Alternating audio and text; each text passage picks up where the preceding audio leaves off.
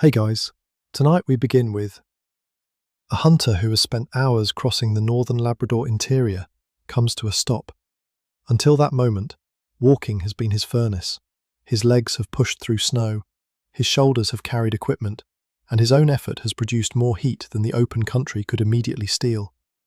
Then he reaches the place where movement becomes a problem. Somewhere beyond the rise, caribou may be passing. A boot scraping hard snow, a silhouette lifting above the ridge, or a careless shift against the wind can undo the patience that brought him there. So he lowers himself, becomes quiet, and discovers the central difficulty of this story. The hunt now requires him to stop doing the very thing that has kept him warm. The obvious modern answer is a large fire, which is a very comforting solution until the smoke, light, smell, and general announcement of human activity become part of the landscape. A hunting camp was not simply a campsite with colder weather. Heat had to be made at the right time, protected in the right place, and carried toward the next period of stillness. The clever part was often less dramatic than heroic survival stories suggest.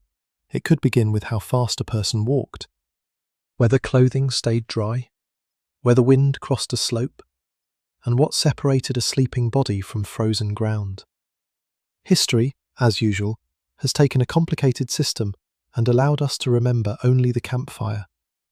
Before we go farther, it is important to name the people correctly. The Innu are not the Inuit. They are distinct indigenous peoples, with different languages, histories, territories, and traditions. Tonight our attention stays mainly with the northern Innu of Labrador, especially the Mushuau Innu, whose life was deeply connected with travel through the interior and with caribou hunting. Even within that boundary, there was no single timeless camp design or hunting routine.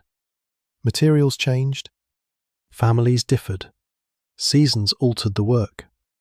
A brief stop made by hunters was not the same thing as a larger family camp, and neither should be turned into a frozen museum display. If you enjoy calm history in which one quiet decision can matter more than a heroic speech, please like the video, subscribe, and comment with the coldest place from which you are listening tonight. Now, dim the lights, maybe turn on a fan for that soft background hum, and let's ease into tonight's journey together. Imagine the first halt, without trying to invent a particular man or a particular day.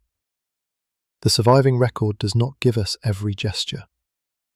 And older outside observers often noticed the hunter more readily than the work that made hunting possible. What we can follow is the pressure around the body. A person who has been travelling is warm from effort, under clothing, even in severe cold. That effort can create moisture. Once the body becomes still, the balance changes. Heat production drops. Wind continues. Damp material becomes a problem. Cold begins at the exposed edges and at the places pressed against snow or earth. This means that stillness had to be prepared before stillness began.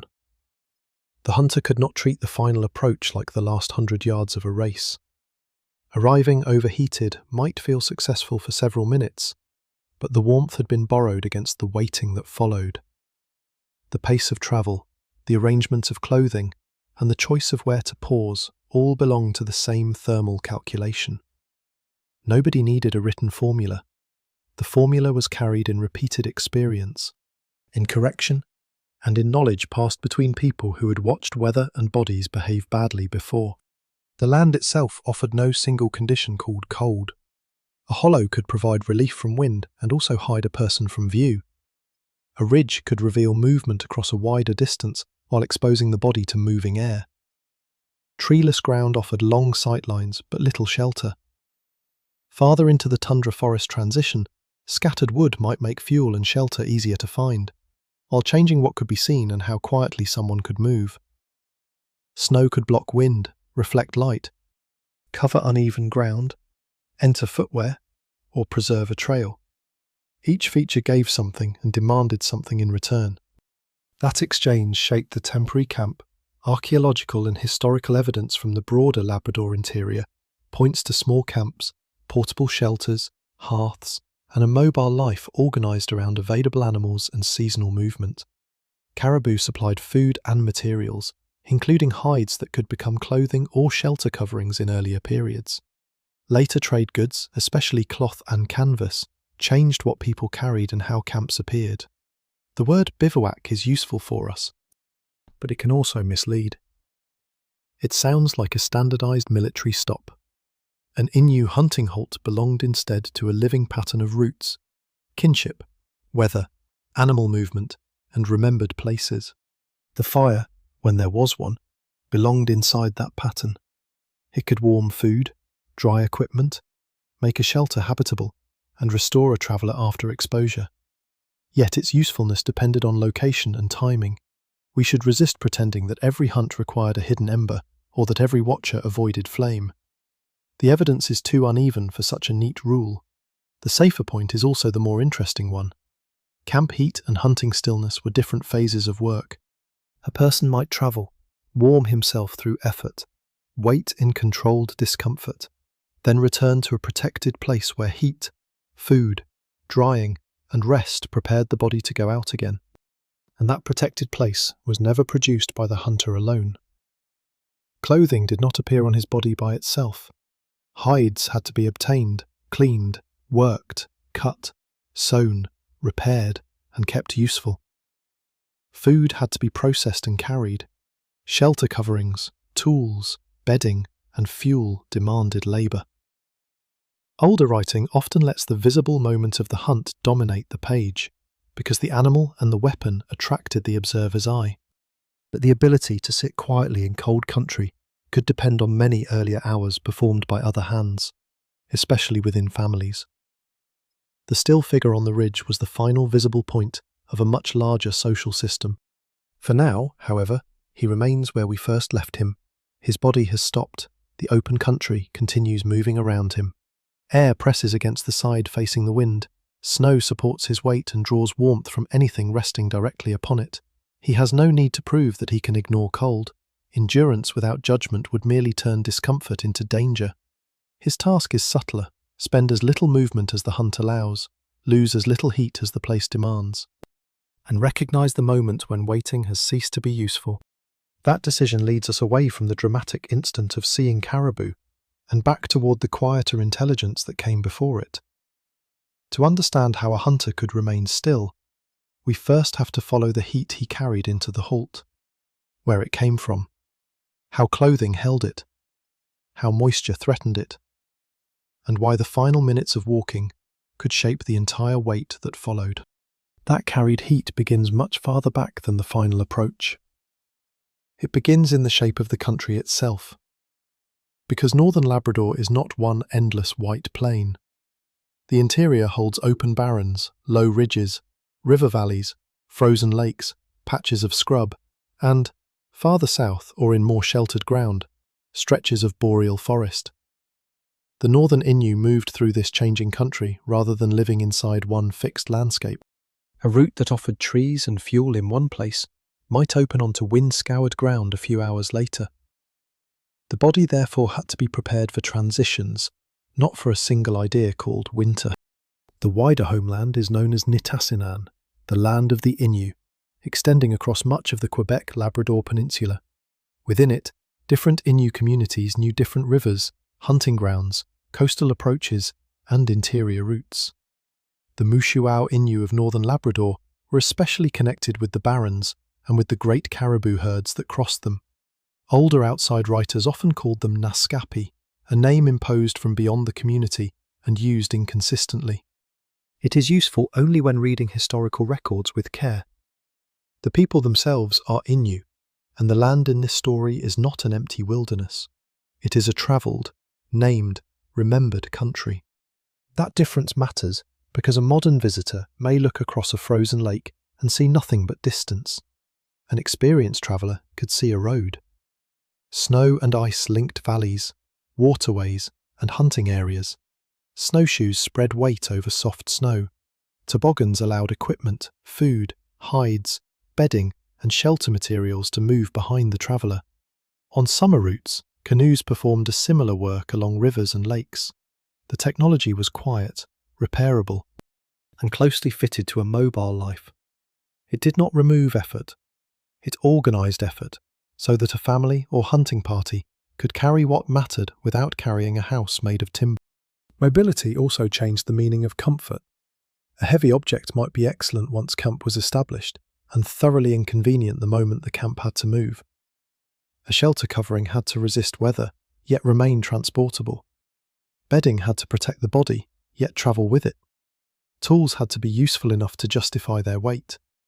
This is the sort of arithmetic nobody enjoys doing while packing for a weekend, except that forgetting one essential item in northern Labrador was somewhat less likely to end with a mildly disappointing breakfast.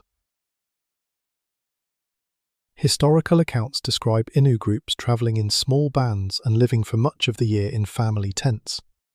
Earlier coverings could be made from bark or caribou skins. Canvas became increasingly important through trade. The exact form varied by period and place, and the temporary shelter of a hunting party could be simpler than a main family camp. What remained constant was the need to turn portable materials into a protected interior. The tent marked a boundary where wind could be reduced, equipment gathered, clothing examined, food prepared, the body allowed to stop without immediately surrendering all the warmth produced on the trail. The group around that shelter was usually more important than the image of one solitary hunter suggests. Several families might travel together, divide tasks, exchange knowledge, and respond to changing supplies. At other moments, smaller parties left the larger camp to look for animals or examine distant country. The hunter waiting near a caribou route belonged to both scales at once. He might be physically alone for a time, but his clothing, food, route knowledge, shelter materials, and obligations connected him to people behind him. Solitude on the land did not mean independence from society. Seasonal movement was shaped by many resources, not only caribou. Fish, waterfowl, small game, coastal animals, timber, and trade all affected where people gathered and when they travelled. Yet for northern Innu communities, caribou held exceptional material and cultural importance. Meat sustained people. Hides could provide clothing and shelter material. Sinew, bone, and antler had practical uses. The animal also belonged within a relationship governed by respect, knowledge, and responsibilities that outsiders often misunderstood. A hunting story that treats caribou as walking supplies misses half the world in which the hunt took place. It is equally misleading to imagine that the great herds made food automatic. Caribou moved across enormous distances. Their routes changed over time, and herd declines brought severe hardship. A hunter could know the country deeply and still face absence. Weather could hide tracks. Wind could scatter scent. Animals could pass beyond reach. The skill lay partly in recognizing signs and patterns, but knowledge did not control the herd. It improved judgment within uncertainty, which is a quieter and more honest form of expertise. That uncertainty influenced camp decisions. A party following animals could not assume it would return each night to the same comfortable base. A halt might be chosen because darkness was coming, because wind made travel costly, because someone needed to dry footwear, or because the next stretch offered poor shelter. The best available place might still be exposed, short of fuel, or distant from good bedding material. Campcraft was therefore less about finding a perfect site than about noticing which problem could be reduced and which one had to be endured. The word Arctic can blur these distinctions. Northern Labrador reaches into tundra and subarctic environments, but the Innu were not living an Inuit coastal life translated inland. They did not become Inuit because the temperature fell or because trees disappeared. Their roots, language, social ties, material traditions, and relations with animals belong to their own history.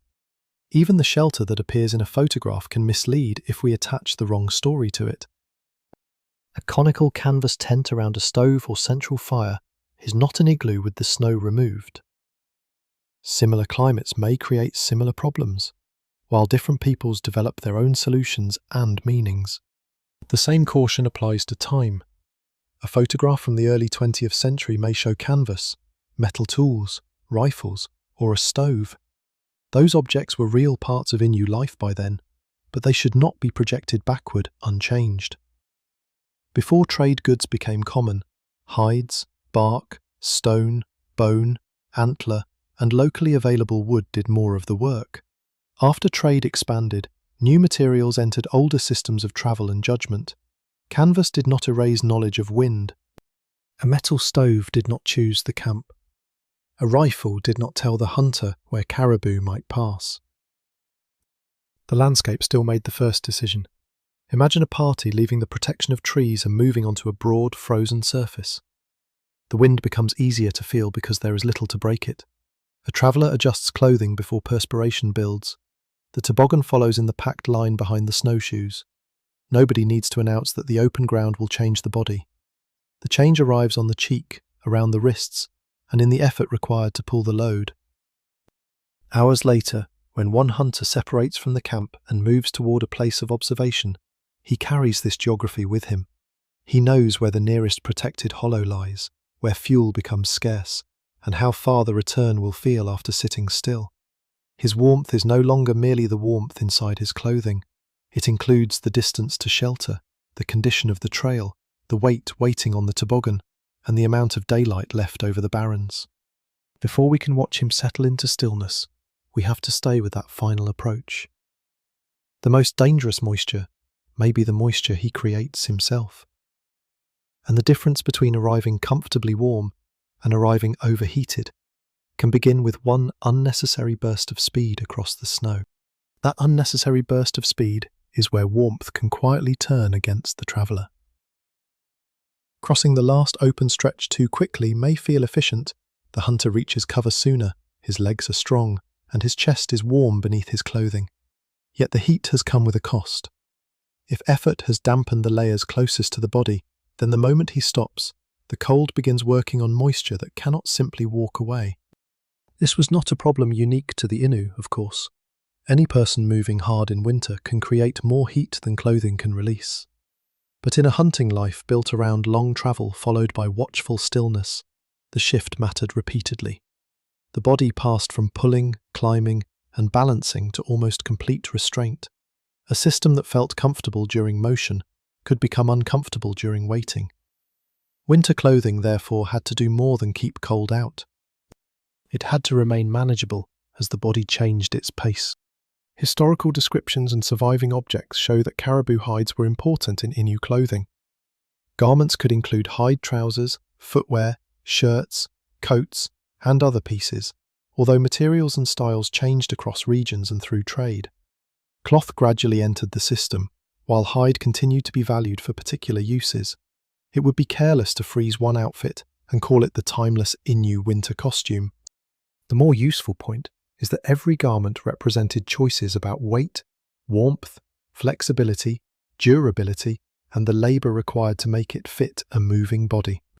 Caribou hair provides insulation by trapping air, but that useful trapped air has limits. Compression reduces its protection. Wetness changes how a garment behaves. Openings at the neck, waist, wrist, and ankle can release warmth or admit wind, depending on what the wearer needs at that moment. A hunter did not require the maximum possible insulation during every minute of travel. He required enough protection without turning his own effort into a private indoor rainstorm, which is an impressive achievement when the outdoor temperature is trying to freeze the scenery. So imagine the approach slowing before the observation place is reached. The hunter does not wait until sweat is obvious. He reduces his pace while the body is still warm. On easier ground, a fastening might be loosened or a hood adjusted, depending on the clothing and weather. During a pause, air can move around the upper body before the final wait begins. We should not pretend that one exact sequence applied to every Innu hunter. The principle is safer than the choreography. Control excess heat early, because moisture discovered after stopping is much harder to negotiate. Footwear made that negotiation especially immediate.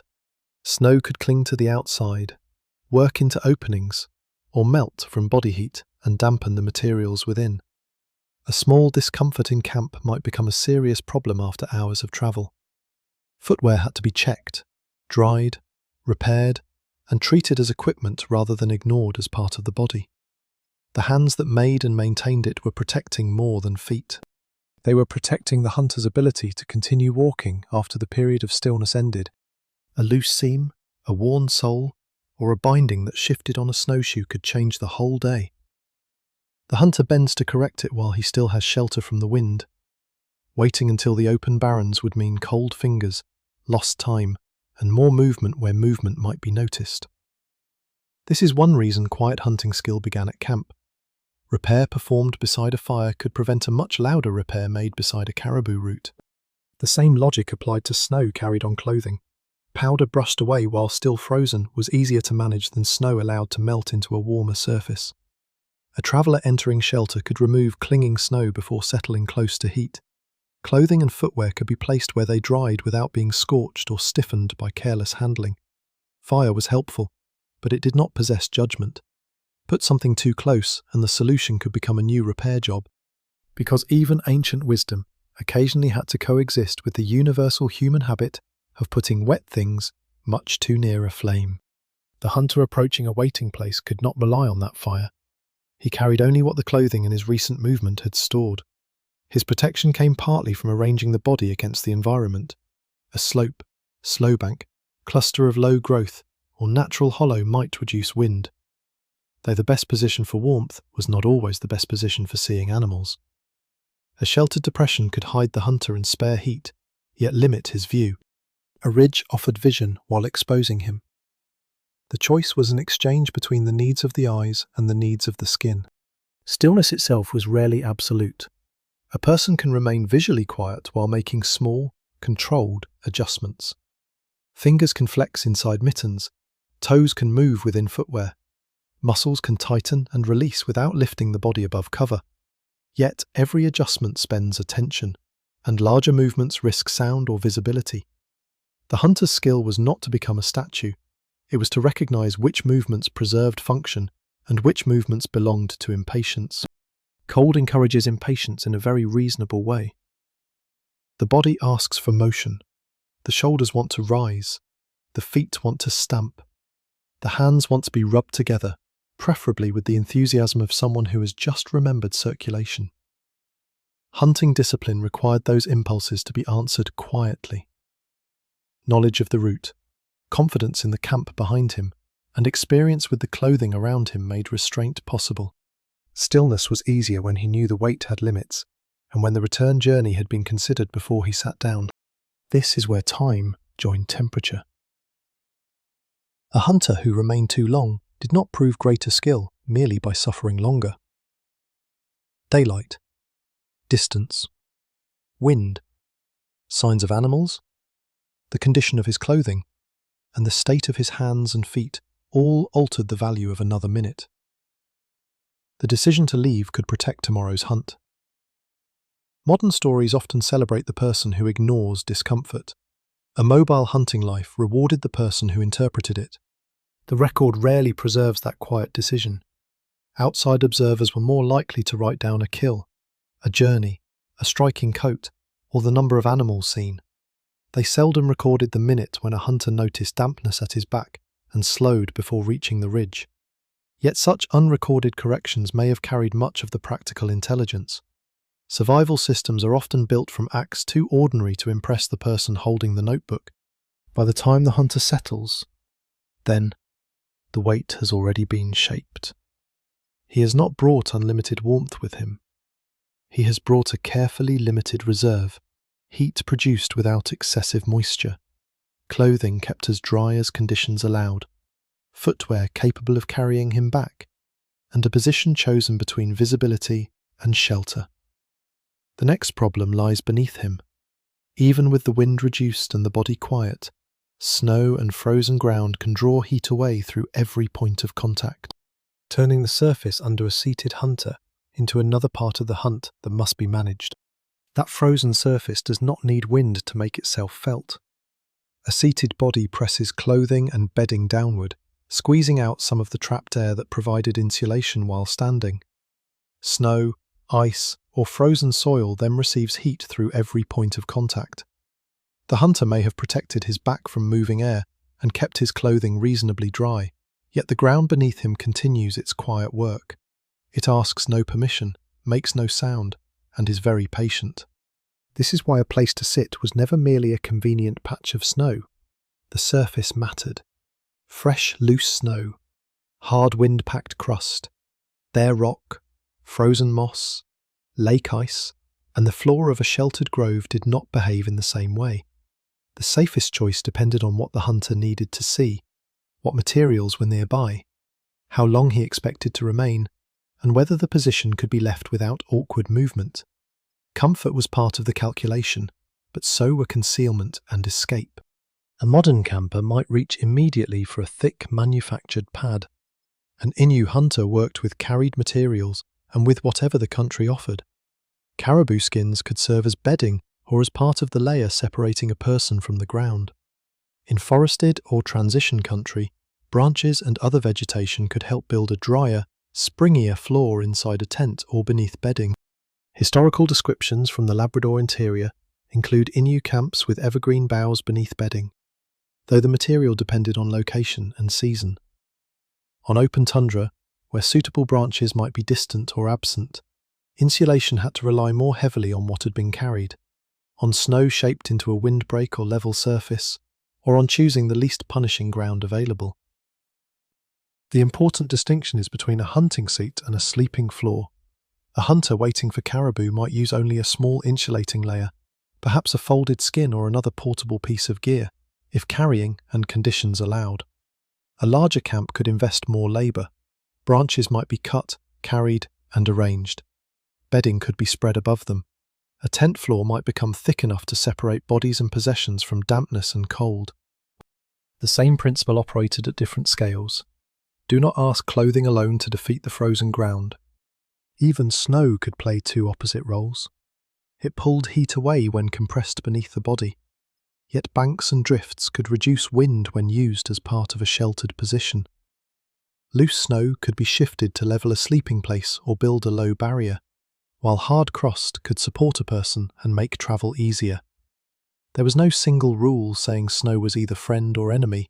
It was material, terrain, weather record, and obstacle at once. The skill lay in noticing which version of snow had arrived today. Consider a small party reaching a campsite near the edge of low trees. Before anyone rests fully, the ground has to be read. A hollow may offer wind protection, but cold air can settle there. A level patch may simplify the tent, yet hold dampness during a thaw. A place close to fuel reduces labour, though dead wood must still be found, broken, and carried. A lake edge gives open travel and access to snow or ice for water, but it may also expose the camp to wind. Every convenient feature comes with a second sentence. The labour of making a floor belonged to that second sentence. Cutting boughs, handling shelter poles, unloading a toboggan, clearing or packing snow, and spreading skins all demanded energy at the end of travel. That work also generated heat. Done steadily, it warmed the body before rest. Done too violently beneath heavy clothing, it could create the same moisture problem that followed a hurried approach. Camp construction therefore required another controlled change of pace. Enough movement to prepare shelter, not so much that the clothing carried dampness into the night. This work was often distributed among people rather than performed by a lone figure posing heroically against the weather. Family camps depended on knowledge and labour shared across age and gender, though exact tasks varied between communities, households, and periods. Older outside accounts frequently placed men and hunting at the centre of the story, while treating tent preparation, clothing care, cooking, hide work, and bedding as background. Yet the warm floor beneath a hunter was not background to his survival. It was the physical result of somebody noticing materials, carrying them, and arranging them before fatigue became dangerous. The floor also organised the interior of the shelter. Bedding, tools, food, footwear, and damp clothing could not simply be dropped in a heap and expected to improve overnight. Space near a fire or, in later periods, a small stove was valuable. Too close, and materials could scorch, dry unevenly, or become a hazard. Too far, and they might remain cold or damp. The arrangement around heat was a kind of quiet choreography, except that the dancers were mittens, boots, skins, cooking vessels, and people trying not to step on any of them in the dark. In a temporary hunting bivouac, the arrangement could be smaller and rougher. A hunter returning late might accept less comfort because the camp would move again at first light. But temporary did not mean careless. A poorly insulated night weakened the following day. Stiff footwear, damp clothing, and interrupted sleep turned the morning journey into repayment for the previous evening's shortcuts. The camp floor therefore belonged to the hunt as surely as the weapon or the track. It decided how much strength would remain when the body had to become still again. There is another quiet advantage to insulation beneath the body. It reduces the urge to move. A hunter who sits directly on a cold surface soon begins shifting weight, lifting one leg, changing position, or standing before he intended to. Each correction may be small, but small movements accumulate. A warmer, drier seat allows the upper body to remain calmer. It gives patience a material foundation. Stillness, in other words, is easier when the ground has been persuaded to stop demanding attention. The surviving record rarely tells us exactly what every individual carried to every observation place. We should not invent a standard Innu hunting cushion and send it across centuries. Equipment changed with trade, personal preference, available animals, distance, and the purpose of the trip. What the evidence supports more firmly is the larger pattern. Skins and bedding mattered. Camp floors could be prepared with local vegetation where available. Portable shelters protected mobile families. And the frozen surface had to be managed rather than ignored. By evening, that principle becomes visible inside the tent. Beneath the sleepers lies a constructed boundary, snow or earth below, branches or other insulating material where the country provides them, skins and bedding above, then the human body with its remaining warmth. Each layer slows the loss a little. None is magical. Together they create time, and time is what a tired traveller needs until food, fire, and sleep can restore what the day has spent. The hunter on the ridge has only a smaller version of that boundary beneath him. He feels the cold beginning at the points where his weight presses down. He adjusts before numbness forces a larger movement. Somewhere behind him, the camp offers a deeper floor, a protected interior, and the possibility of recovering heat. Reaching it, however, will require another journey through wind and darkness. Before that return can be understood, the shelter itself must be opened, its poles, covering, entrance, fire, and the careful way a portable wall turned moving air into a place where warmth could remain. The portable wall begins with poles, but the poles alone do almost nothing. Their value comes from the shape they hold and from the covering stretched around them. In earlier periods, Innu shelters could use animal skins or bark, depending on region, season, and available materials. Canvas became increasingly common through trade and appears often in later photographs and accounts. None of these coverings created warmth by themselves. They slowed moving air, sheltered bedding and clothing, and gave a small fire or stove a limited space in which to matter. That limited space was the real achievement. Outside, wind could carry away the thin layer of warmer air next to the body as quickly as the body produced it. Inside a well-placed tent, the air still remained cold by modern indoor standards, but it moved less violently. The difference between severe cold and slightly less severe cold may not sound luxurious, yet history has often been built from improvements that would receive a very disappointing review on a hotel website. The frame had to be strong enough for the covering, light enough for a mobile camp, and suited to materials that could be found or carried. Poles might be cut near a wooded camp or reused when transport allowed. In more open country, the shortage of suitable wood affected what could be built and where a larger shelter could reasonably stand. This was another reason camps were connected to known landscapes. A remembered place might offer fuel, straight poles, protection from wind, and a route toward hunting ground. What looked empty to a stranger could contain a catalogue of useful differences. The covering had to meet the ground closely enough to reduce drafts, though an airtight shelter was neither practical nor desirable around a flame. Snow could be packed along lower edges where conditions allowed, helping hold material in place and slowing wind. Gear or other weights could serve a similar purpose, yet every sealed edge changed the movement of smoke. Warmth and ventilation pulled in opposite directions. Close the shelter too tightly, and the interior could fill with smoke or dangerous gases. Open it too freely, and the wind began attending the gathering without being invited. The entrance therefore mattered. Its orientation could reduce the direct force of prevailing wind, though terrain and the purpose of the camp might limit the ideal choice. A low or carefully managed opening prevented every entrance and exit from emptying the shelter of its warmer air. At the same time, people had to move through it with tools, food, firewood, and clothing. The doorway was not a decorative feature. It was the valve through which cold, smoke, labour, and human traffic repeatedly passed. Picture someone returning from the hunting grounds near dusk. Snow clings to the lower clothing. The outer air has dried some surfaces and chilled others. At the entrance, loose snow is brushed away before it can melt inside. Equipment is placed where it will not be stepped on. A weapon needs a safe position, separate from the confusion of bedding and firewood. Footwear receives attention because tomorrow depends on it. The shelter becomes useful only when each object is given a place. Inside, the floor described earlier rises toward the walls in skins, bedding, branches where available, and accumulated possessions. Space nearest the heat is valuable, but nobody can simply occupy it without regard for the rest of the group. Cooking requires access. Wet items need drying. Fuel must be added. Children, elders, and tired travellers need room. The warmest few feet inside a tent could reveal household organisation more clearly than a formal speech ever would. Older descriptions sometimes reduce this organisation to a list of duties divided between men and women. Such lists can suggest more rigidity than lived families actually allowed, especially under changing conditions. What remains clear is that warmth depended on shared work.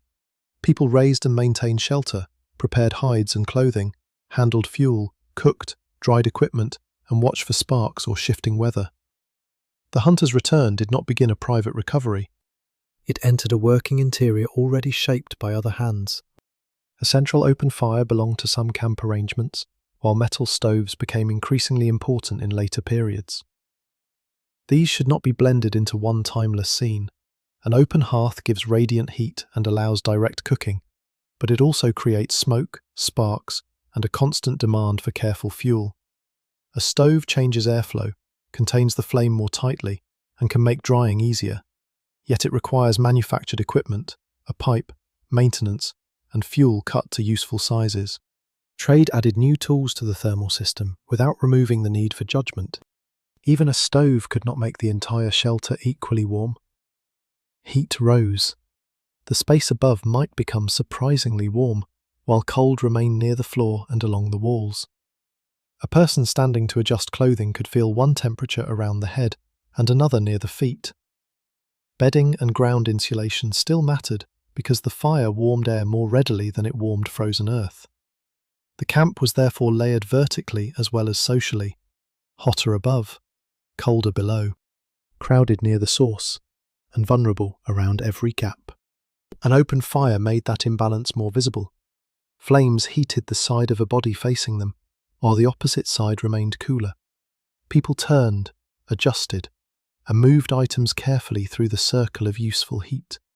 Drying a garment required patience. The surface nearest the fire might become warm, while hidden moisture remained deeper in the material. Too much heat could damage leather, weaken stitching, or scorch cloth. The goal was not to roast equipment into obedience.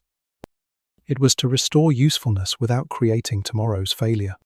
Smoke also revealed whether the shelter and fire were cooperating. A change in wind could press air through the entrance or beneath an edge, disturbing the draft and sending smoke downward. Fuel that was damp or poorly chosen could make the problem worse. Eyes watered, people shifted, an opening might be adjusted, the fire might be reduced. The solution was rarely one permanent design that defeated every weather condition. It was repeated correction while the night changed outside. This helps explain why a bivouac could not be judged only by how warm it felt when first entered. A large fire offered immediate relief, but it consumed fuel quickly and could leave clothing overheated or damp from renewed perspiration. If the shelter grew too warm, a traveller might loosen clothing and then face a sharper chill when stepping outside. Heat had to prepare the body for sleep and for departure, not persuade it that winter had temporarily resigned. The quieter camp used warmth in stages. Snow was removed. Damp items were exposed gradually. Food and drink, where supplies allowed, helped restore energy.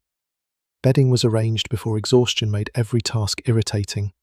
Fuel was kept within reach, but fire was not allowed to become larger than the shelter could safely manage. Each act protected the small reserve first carried into the hunting halt, then rebuilt it for the night. Beyond, the covering wind continued across the barrens. Inside, the wall trembled. Smoke found its route upward, and boots waited near heat without touching it. The shelter had not defeated the environment. It had reduced the number of directions from which the environment could attack at once. The remaining question sat at the centre of the floor in the glow of the fire. How much heat could be made without wasting fuel, damaging equipment, filling the tent with smoke, or announcing the camp too clearly to the country beyond it? The answer was never simply more fire. A flame could restore feeling to cold hands, warm food, dry equipment, and make the shelter bearable. It could also consume scarce fuel, fill the tent with smoke, damage clothing, and demand attention through the night.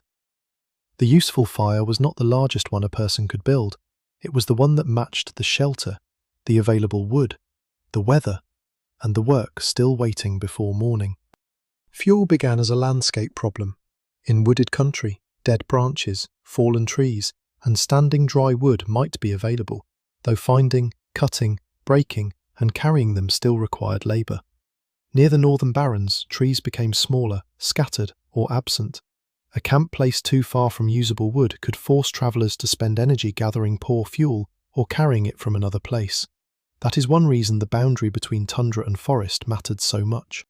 The best hunting view might lie in open country, while the more practical sleeping camp waited lower down, closer to shelter and combustible material. Wood was not equal merely because it burned. Damp pieces smoked and resisted ignition. Small, dry material helped a flame begin, while larger pieces kept heat longer once the fire was established. Resinous wood could catch readily and throw sparks. Rotten wood might smoulder without providing the heat expected of it. The labour started before darkness. Someone returning to camp with usable wood had brought home stored heat, though it still looked like a bundle of branches. Someone who postponed the task until everyone was tired had arranged an evening of cold searching and increasingly uncharitable thoughts.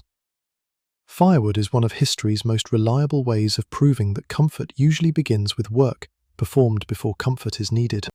Where an open hearth was used, ignition had to be protected from drafts without starving the flame of air. Tinder and small fuel came first. Larger pieces followed only after a stable fire existed. Inside a portable shelter, the size and position of the hearth mattered because people, bedding, tools, and food occupied the same limited floor. Sparks landing on a hide or canvas covering could create damage far more serious than a small hole in a modern camping tarp. A flame that leaned with a change of wind could threaten whatever had been placed too close. The fire also made bodies move. A person entered cold and turned one side toward it. Hands opened. Footwear was examined. Snow that had remained frozen outside began to melt. The outer surface of a garment warmed first, while deeper dampness took longer to leave. Turn too soon and one side stayed wet. Wait too long and the other side became uncomfortably hot. Everyone near an open hearth participated in a slow rotation, which is less graceful than a ceremonial dance but much more useful when your socks are involved. Cooking added another demand. Meat could be roasted or boiled, depending on equipment, supplies, and period. Tea, flour, and other trade foods became part of camp life after sustained European commerce, but they did not arrive everywhere at once or replace country food in a single moment. A vessel set over heat occupied the same fire needed for warmth and drying. Someone had to tend it, keep ash and sparks under control, and decide whether another piece of fuel was worth using now or saving for later. Food altered warmth from inside the body as well as around it. A traveller who had pulled a load and waited in cold conditions had spent energy even when the final hours looked motionless.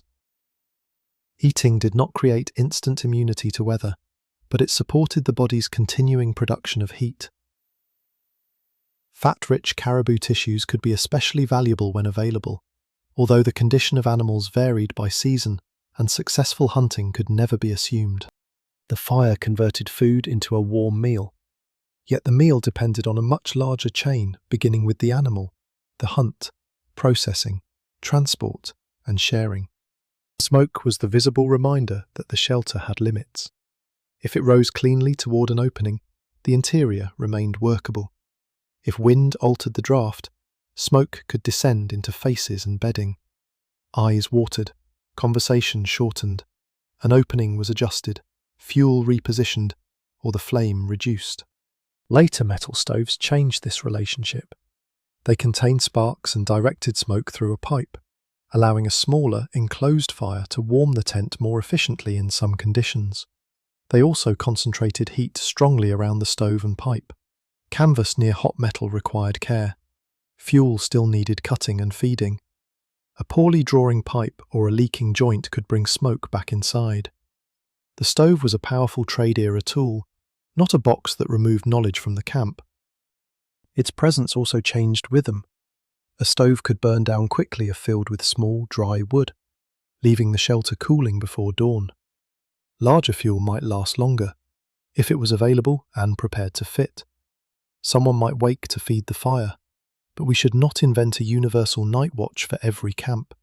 Household size, weather, stove design, fuel, and fatigue all mattered. What can be said safely is that sustained warmth required attention. The fire did not remain useful merely because everyone wished to sleep. This attention carried into the morning. Clothing that seemed dry in firelight had to be checked before departure. Footwear stiffened by cold might need warming, but too much heat could harm it. Snow melted for water required fuel, while drinking, cooking, and cleaning competed for the result. Ash and embers had to be managed before camp was left. A mobile group could not simply walk away from an uncontrolled fire and assume the landscape would complete the housekeeping. Fire near an active hunting position posed a different problem. Not every hunt required the same concealment, and the sources do not support one absolute rule about flames, smoke, or scent. Still, a hunter watching open ground had reasons to avoid unnecessary disturbance. Smoke could reveal a location at distance. Gathering wood created movement and noise. Tending a flame repeatedly broke stillness.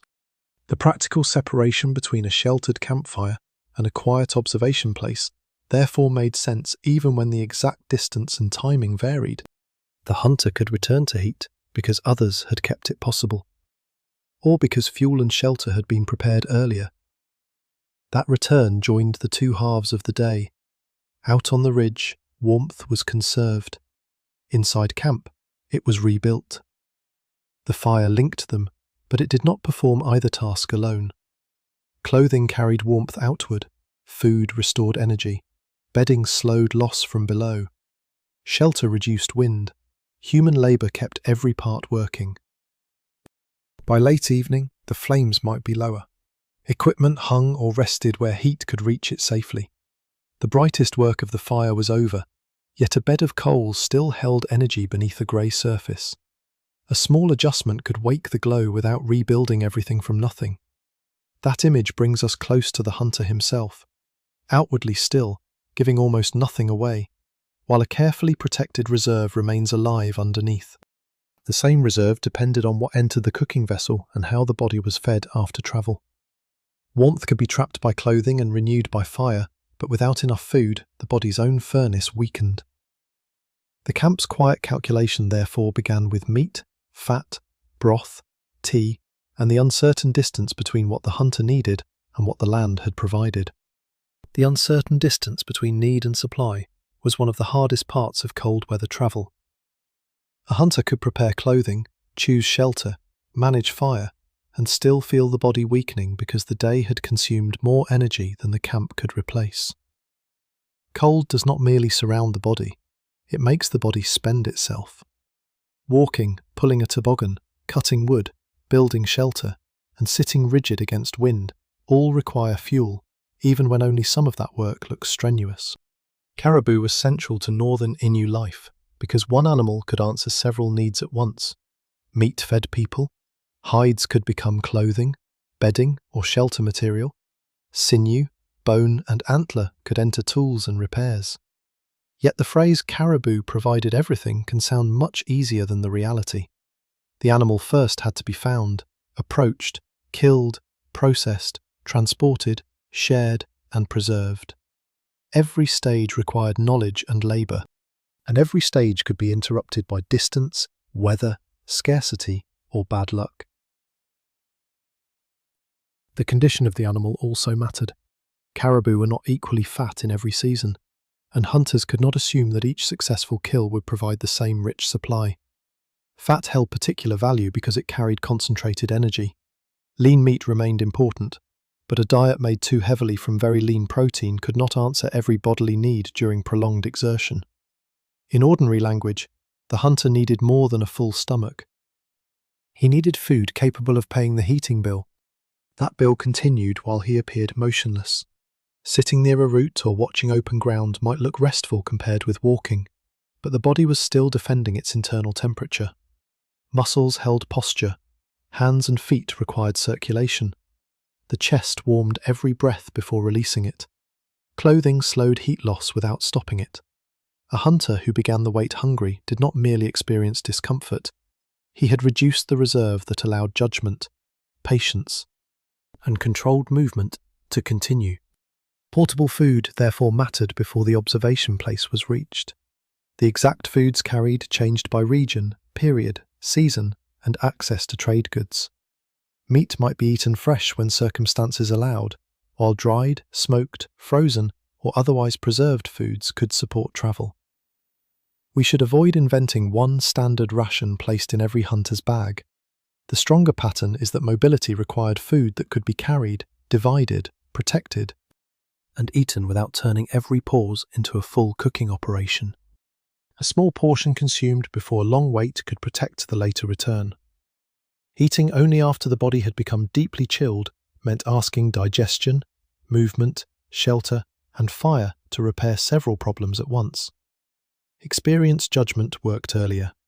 The person preparing to leave camp considered distance, weather, expected time away, and what food could reasonably travel. This planning was easy to overlook because the dramatic moment came later, when caribou appeared. Hunger, however, had already been negotiated beside the fire.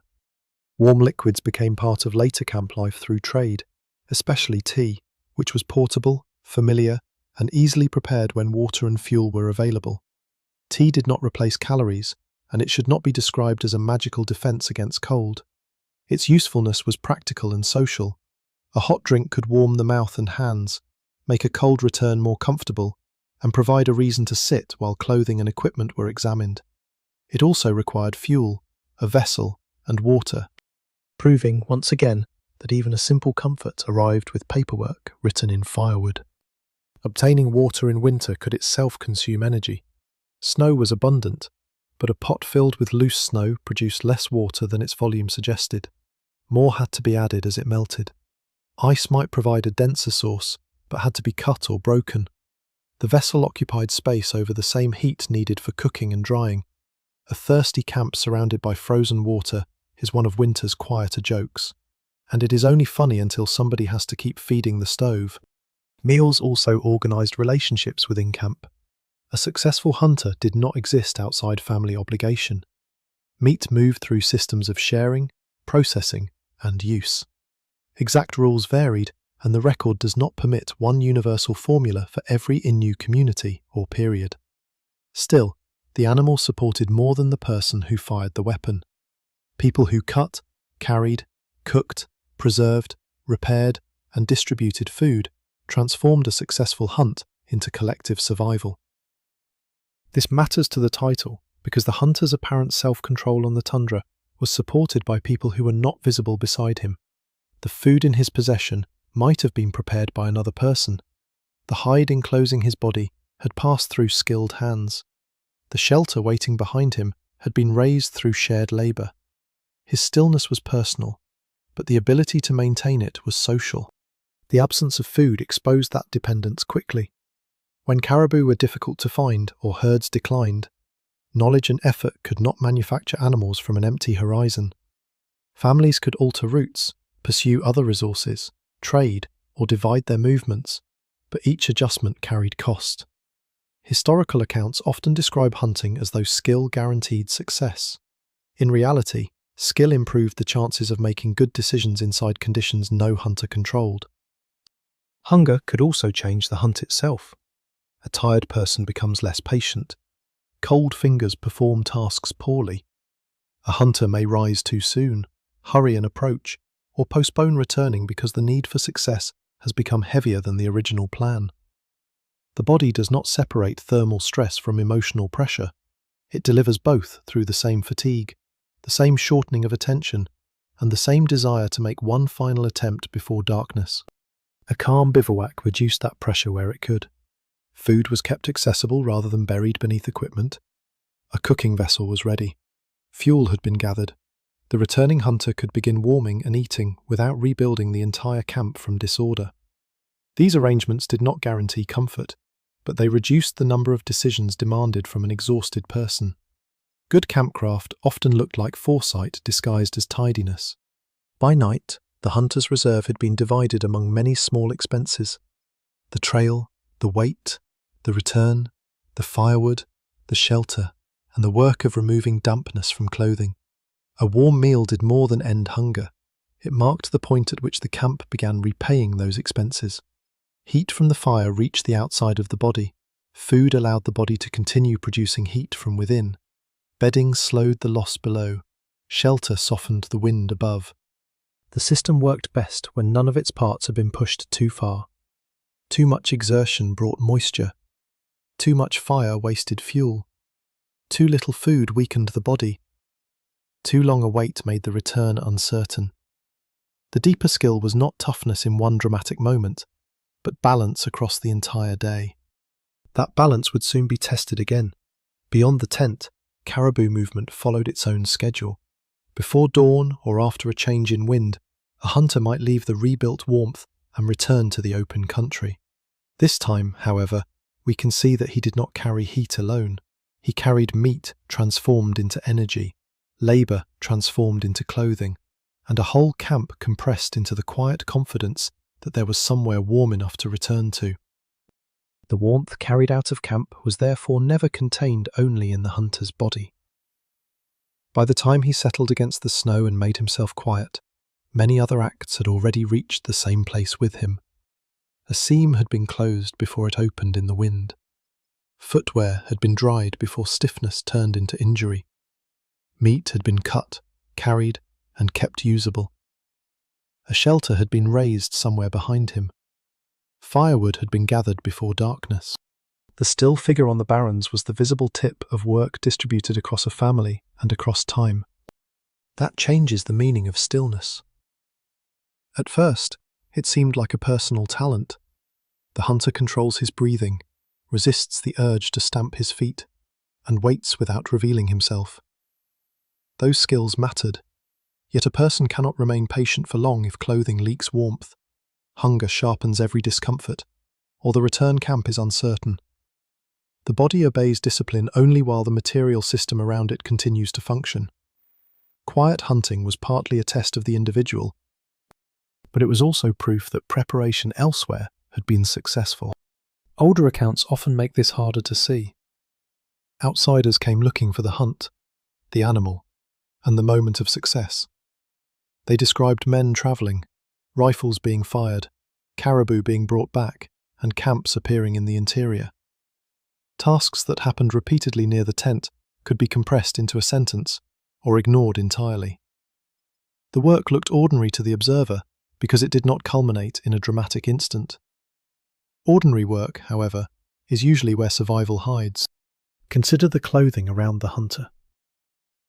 A caribou hide had first belonged to an animal moving through the same country.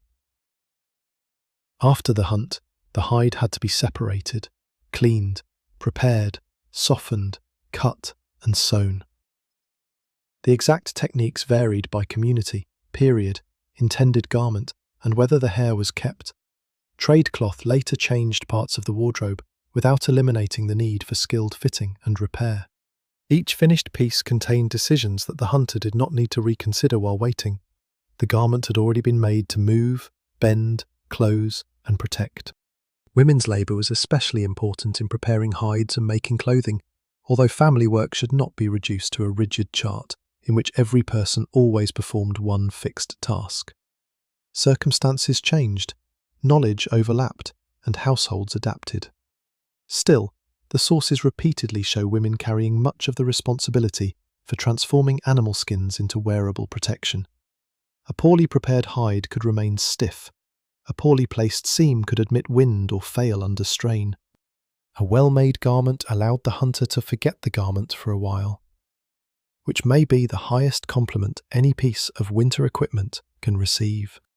Repairs continued after the clothing was first made. A small tear noticed near the fire could be stitched before it widened on the trail. Damp footwear could be dried and reshaped. Bindings, straps, carrying lines, and shelter materials could be checked while hands were warm. None of these jobs produced a heroic image. They produced the absence of interruption, which is less photogenic and much more useful. Food followed the same hidden route. The meat carried by a hunter had passed through butchering, cutting, sharing, cooking, drying, freezing, or other forms of preservation, depending on the circumstances. Someone had arranged it so that nourishment could travel. The portion eaten before a watch represented the animal, the hunter who took it, the people who processed it, and the social decisions governing its distribution. By the time it became energy in one body, it had already belonged to many hands. The shelter behind the hunter was another collective object. Poles had been selected or carried, a covering had been maintained, bedding had been packed, a floor had been made from skins, branches where available, and other insulating materials. Fuel had been gathered. A stove, in later camps where one was used, had been transported along with its pipe and the tools needed to keep it working. Even a small camp was a moving structure assembled from remembered tasks. Nobody carried a warm room across the tundra. People carried the pieces from which a warm enough room could repeatedly be made. Children also learned within this system.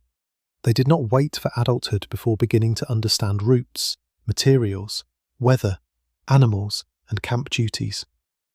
The exact responsibilities depended on age, family, and circumstances, but learning happened through participation and observation. A child who carried a manageable object, watched footwear being repaired, or helped with a simple camp task was entering the same chain of knowledge that later supported travel and hunting. Expertise appeared slowly, disguised as helping. Elders contributed through memory as much as through physical work. A remembered campsite could save labour because people knew where shelter or fuel might be found. Knowledge of previous caribou movements could guide a route without guaranteeing success. Stories, warnings, place names, and corrections preserved information that no single journey could teach. The hunter's decision to wait on one side of a ridge rather than another might therefore contain the experience of people who were not present that day. This is where the episode turns. The original question asked how a hunter maintained stillness and heat during a bivouac. The simple answer would list clothing, fire, food, and shelter. But those objects do not explain themselves. Clothing is organised labour around a body. Fire is gathered landscape converted into time. Food is a successful hunt converted into another hunt. Shelter is family knowledge made visible for one night. The hunter's stillness was not an isolated survival trick. It was a social achievement concentrated into one quiet body. That does not make the individual unimportant. He still had to judge wind, distance, cold, and the condition of his hands and feet. He still had to decide when patience had become risk. No one else could make the exact movement for him without being there. Yet independence is the wrong word for what we see. The hunter could act alone because he had not arrived alone in any meaningful sense. The records are uneven here. Colonial officials, traders, missionaries, and ethnographers often described labour through their own assumptions about gender, value, and what counted as important knowledge. They might praise the hunter while treating the maker of his clothing as background. They might count hides and animals while leaving names unrecorded. Community memory and later Innu testimony help correct that imbalance, but the silence itself remains part of the evidence. When the archive preserves the coat more clearly than the person who made it, the coat must be read with greater care. Out on the barrens, none of this labour announces itself. The hunter appears nearly motionless. Wind moves loose snow across the surface. His clothing holds its shape. Food taken earlier continues to support the body. Somewhere behind him, bedding waits above the frozen ground, and a managed fire can be rebuilt. The silence around him is real, but it is not empty. It is crowded with preparation. And once that becomes visible, the return to camp takes on a different meaning. He is not merely going back to warmth. He is re-entering the network that produced his ability to leave it. There, hides will be checked, food shared, observations discussed, and tomorrow's movements reconsidered. Before we follow that return, however, the waiting itself must deepen. Caribou are not passive objects crossing an empty stage.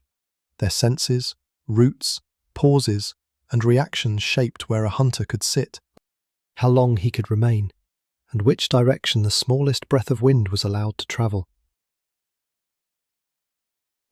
Their senses turn the open country into a problem of direction. A hunter could choose silence, but he could not choose where his scent travelled. Wind carried information ahead of him, sometimes steadily and sometimes in confusing eddies around ridges, hollows, and low vegetation. A position that seemed sheltered to the body could send human scent toward the animals. Another position might be colder but safer for the approach. Warmth and concealment again asked for different answers. Caribou could detect danger through smell, hearing, and sight, though no hunter needed a modern biological explanation to know that careless movement had consequences. Experience revealed the pattern directly.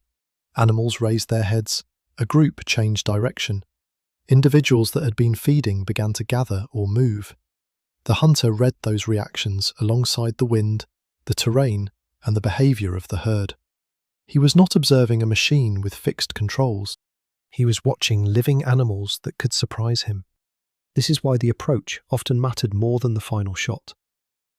Open ground offered little cover, so distance had to be crossed through folds in the land, lower slopes, patches of brush, or other features that reduced visibility. The exact method varied with terrain, season, weapons, herd behaviour, and the number of hunters involved. There was no single Innu stalking pattern that can safely be repeated as a universal rule. What remained consistent was the need to arrive within useful range without spending movement, noise, or scent too early. Sometimes the landscape itself created a waiting place. A route between ridges, a river crossing, a lake edge, or a narrow passage could concentrate animal movement. Knowledge of such places came from repeated travel, tracks, previous hunts, and information shared among families. Yet a known route was not a scheduled appointment. Caribou migrations shifted, groups scattered, and weather altered movement. The hunter waited because the place was promising, not because the animal had signed a contract. Waiting required the eyes to work while much of the body remained quiet. The head could not rise repeatedly above a ridge without becoming visible. A quick glance had to collect shape, distance, direction, and the condition of the herd. Snow, rock, brush, and caribou coats could merge at long range, especially in uncertain light. What looked like an animal might become a shadow. What looked like a patch of ground might move. Patience included the willingness to let the landscape prove what the eye thought it had seen. The ears had a different task. Wind moving over clothing could hide softer sounds. Snow conditions changed the noise made by boots, snowshoes, or a shifting body. Dry, cold snow might squeak under pressure. Crusted snow could break sharply. A strap or loose piece of equipment could tap at the worst moment. Quiet began before the hunter sat down, with gear secured and movements reduced to those that served a purpose. A rifle introduced another historical change. Firearms extended effective range compared with bows and other earlier weapons. But they did not remove the need for approach, judgment, or knowledge of animals. Ammunition had weight and cost. Weapons had to be kept functional in cold and protected from snow or moisture. Trade access affected who possessed what and when. It would be wrong to place the same rifle in every century, just as it would be wrong to imagine that a new weapon made the land simple. Earlier hunting methods could involve bows, spears, cooperative action, and the use of landscape features, but the surviving accounts are uneven and often filtered through outsiders. Some northern peoples used drives or intercepted animals at water crossings, and Innu hunting traditions included group knowledge and coordination. Yet each dramatic technique must be placed carefully. A method documented for one community, period, or location should not be spread across all Innu history, merely because it makes a vivid scene. The less dramatic scene is often more trustworthy. One hunter waits below a rise, another may be positioned elsewhere, or the hunter may be alone for that part of the day. The wind remains favourable until it does not. Caribou appear at a distance, then pause. Nothing guarantees that they will come closer. The hunter cannot warm himself with large movements because the animals are now near enough to notice change. The entire thermal system narrows to small choices. Flex the toes. Adjust pressure slowly. Keep the hands functional. And decide whether the opportunity is improving or disappearing. This was not stillness for its own sake. The hunter watched for the moment when movement became useful again. If the animals passed beyond range, waiting might end. If wind shifted toward them, remaining in place could merely warn the herd. If cold began to reduce control in the hands, the value of another minute changed. Patience and withdrawal were not opposites. Both came from reading the same conditions. The decision after a successful shot also mattered. The hunt did not end with the sound. A wounded animal might travel, and following it required attention to tracks, terrain, daylight, and the hunter's own condition. An animal taken cleanly still had to be reached and processed. Meat and useful materials had to be protected and transported. The body that had spent an hour conserving motion could suddenly face heavy work in open cold. That transition could produce heat very quickly. Kneeling, lifting, cutting, carrying, and preparing a load turned the hunter's body back into a furnace. Clothing that had been appropriate for waiting could become too warm during labour. The old danger returned in a new form.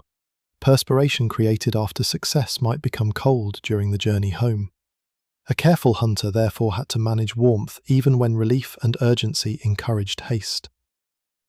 Failure brought a different return. Hours of waiting could end without an animal taken. The camp still needed fuel.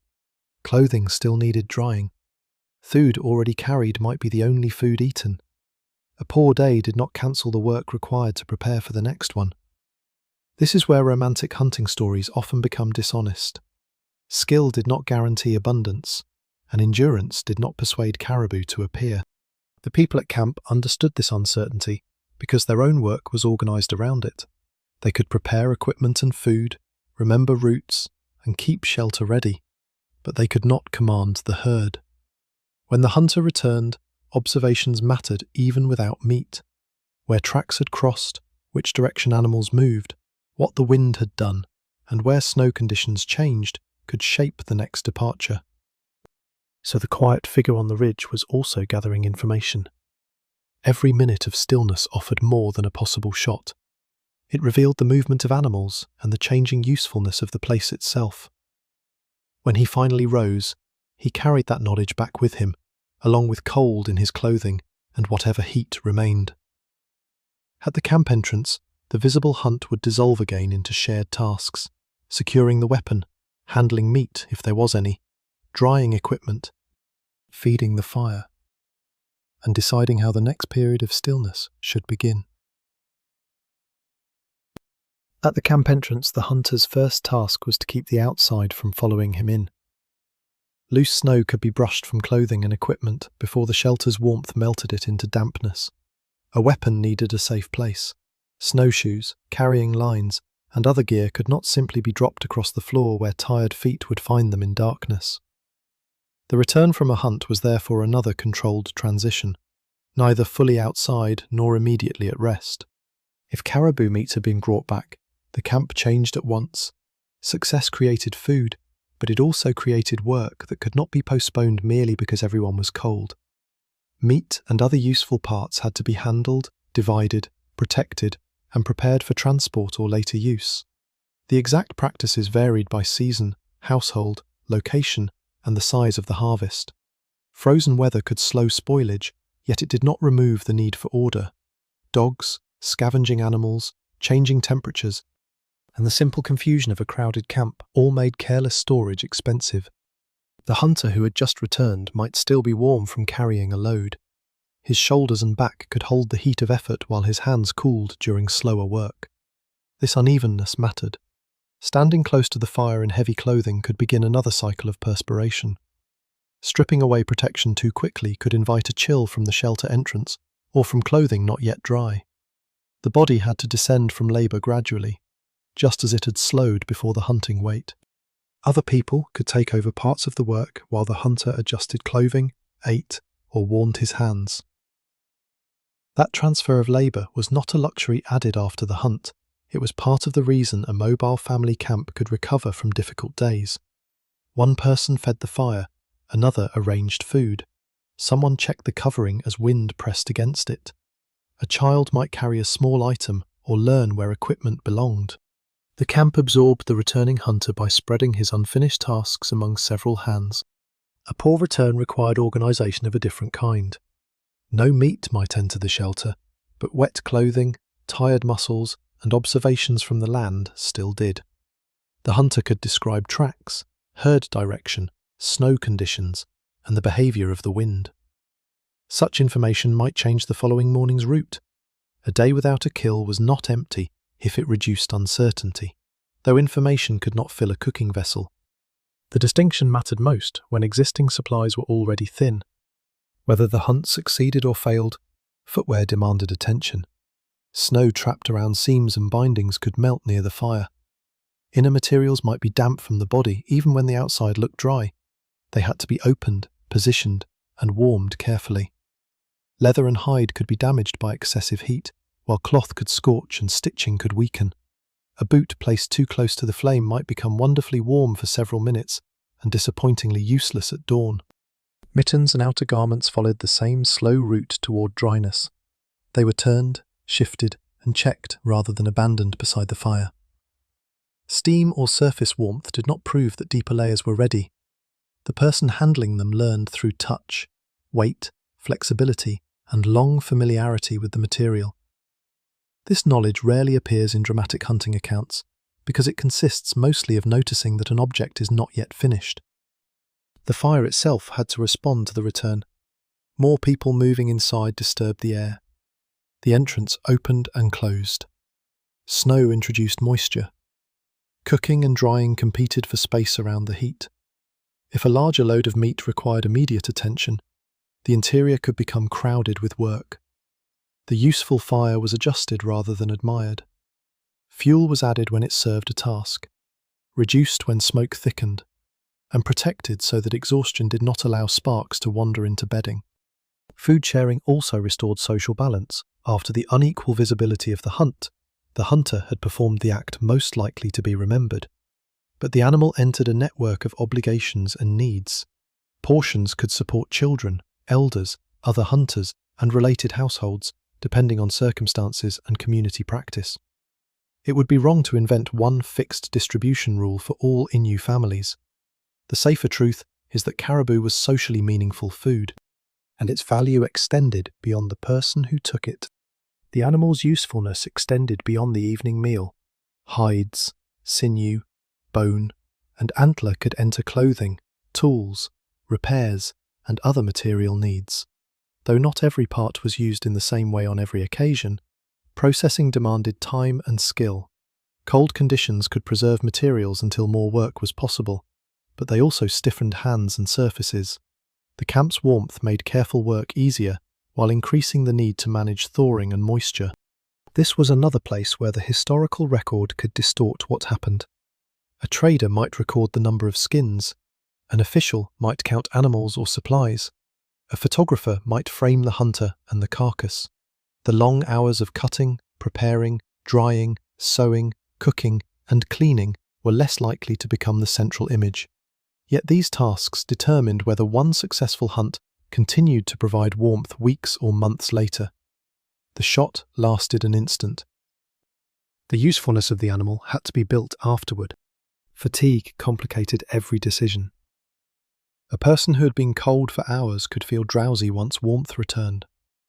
Hands that had remained controlled on the ridge might become clumsy during recovery. Hunger encouraged fast eating. Relief encouraged neglected repairs.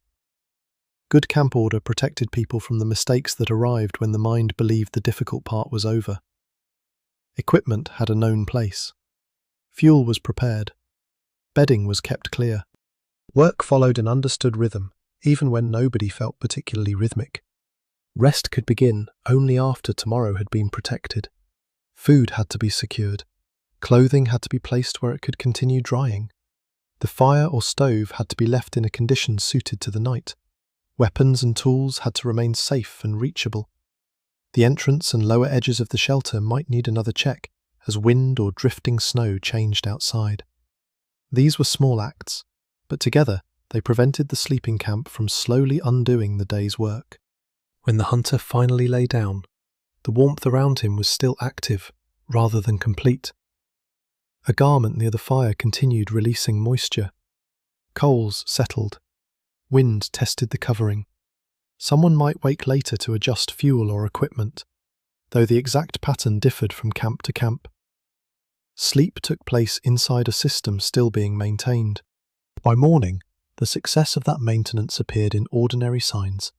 Footwear bent instead of resisting. Mittens felt lighter and drier. Food was ready to carry.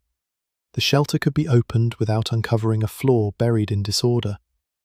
The hunter's body had regained enough energy to leave the warmth without surrendering judgment. Yet even a well-run camp could not control every change. Wind might rise during the night. Fuel might prove poorer than expected. A garment might remain damp. Snow could enter through a loosened edge. The thermal system was intelligent, but it was never invulnerable. Its real strength lay in how quickly people noticed a small failure before it spread into the next day. A loosened shelter edge might be the first warning. Wind that had pressed steadily from one direction could turn during the night and begin working beneath the covering from another side. A place that felt protected at dusk might become exposed before morning. Snow packed along the lower edge could shift or blow away. A fastening could slacken as material stretched, cooled, or moved. None of this meant that the shelter had failed completely. It meant that someone needed to notice the change while it was still small. The sound often arrived before the cold. A covering began to flap where it had previously held firm. A draft crossed the floor and disturbed smoke or lifted a loose corner of bedding. Fine snow appeared near an entrance or seam. These were ordinary signals, not dramatic emergencies, but ignoring them allowed the weather to enlarge the problem. A person might rise, secure the edge, add weight, adjust a line, or alter the entrance before wind had time to pull harder. That small repair cost sleep and warmth. Leaving bedding meant exposing the body to colder air. Fingers had to work when they were least interested in craftsmanship. Yet a few careful minutes could protect everyone inside. Camp knowledge often appeared in this form. Not the power to prevent change, but the habit of responding before change became expensive. Smoke could give another warning. A fire that had drawn well during the evening might begin sending smoke lower as wind shifted around the shelter. A stovepipe could lose its clean draft. Damp fuel could smoulder. The answer depended on the cause. An opening might need adjustment. Fuel might need rearranging. The flame could be reduced while the air settled. What mattered was that warmth could not be separated from ventilation. A shelter that held heat too tightly could become unsafe, while one opened too widely surrendered the heat people had worked to create. Fuel itself could disappoint. Wood gathered in dim light might contain more moisture than expected. Pieces that looked solid could be rotten inside. Small branches burned quickly and demanded constant feeding. A camp near the barrens might simply have less useful wood within easy reach. The night then became a calculation between spending fuel now and saving enough for cooking, drying, or morning departure. A weak fire did not always require a heroic search in darkness. People could reduce the space they tried to warm, bring bedding closer without crowding the flame, wear more clothing, or accept a colder interior while protecting hands, feet, and essential equipment. The goal was not to preserve the pleasant feeling of the evening, it was to carry people and materials safely into daylight. Moisture made that calculation more difficult because it could hide. A garment might feel dry on the surface while remaining damp near a seam or beneath a folded section. Footwear warmed beside the fire could cool again and reveal stiffness. Bedding might receive melted snow from clothing or from repeated movement near the entrance. Once dampness reached several objects at once, the camp lost options. The same heat had to dry clothing, restore footwear, cook food, and warm people. This is where order mattered more than intensity. The wettest items were identified. Essential footwear received attention before less urgent objects. Snow was kept away from bedding where possible. Clothing was opened or turned so hidden surfaces could dry. A person did not solve the problem by placing everything closer to the fire until the shelter resembled a small museum of objects about to catch fire. Damage could travel through the system just as moisture did. A torn binding changed the way a snowshoe carried weight. A damaged carrying line made the toboggan harder to control. A split seam admitted wind. A bent or broken shelter pole altered the covering. A missing mitten or damaged tool could turn a routine departure into a delay. Each object was connected to movement, and movement was connected to heat. Repairs therefore had an order. Some could wait for better light, others had to be completed before the next journey. A hunter could leave with a patched garment more safely than with footwear that would not remain secure. A shelter line could be replaced with available material if someone understood what strength and flexibility were required. Trade goods later supplied new cordage, needles, metal tools, and manufactured parts. But the judgment about what needed repair first remained local and practical. The people in camp provided redundancy that a solitary traveller lacked. One person could tend the fire while another worked on equipment. Someone with warmer hands could handle a small fastening. Knowledge could be compared when the cause of a problem was unclear. An elder might recognise that a wind change would worsen. A younger person might fetch fuel or clear drifting snow. Shared labour did not eliminate cold, but it prevented one tired individual from carrying every failure at the same time. Still, there were moments when several small problems arrived together. Wind rose after fuel had run low. Damp footwear refused to dry. A hunter returned later than expected. Food required preparation. The shelter covering needed attention. No single task was impossible, yet the combination narrowed the margin for error. This is the point at which modern survival stories often introduce a bold solution. Real camp life was more likely to proceed through triage. Protect the people first. Keep the fire controlled. Secure the shelter. Save the footwear. Prepare enough food and water. Postpone whatever can wait. The intelligence lies in the sequence. A perfect repair completed too late is less useful than an adequate repair made before the next pressure arrives. Not every cold night became a crisis. People who knew the country expected discomfort and did not confuse it with immediate danger. A colder shelter, interrupted sleep, or a smoky hour could be endured. The more serious concern was a condition that damaged the following day. Wet insulation, failing footwear, exhausted fuel, injury, or a route made unsafe by weather. The camp was judged by whether it preserved tomorrow's movement. The historical record rarely describes these near failures in detail. Major journeys, shortages, illnesses, or deaths were more likely to be written down than a line tightened at midnight. Photographs captured shelters standing, not the repeated adjustments that kept them standing. Objects preserved in museums reveal stitching, wear, patches, and material choices, but they do not always tell us the exact night on which a repair mattered.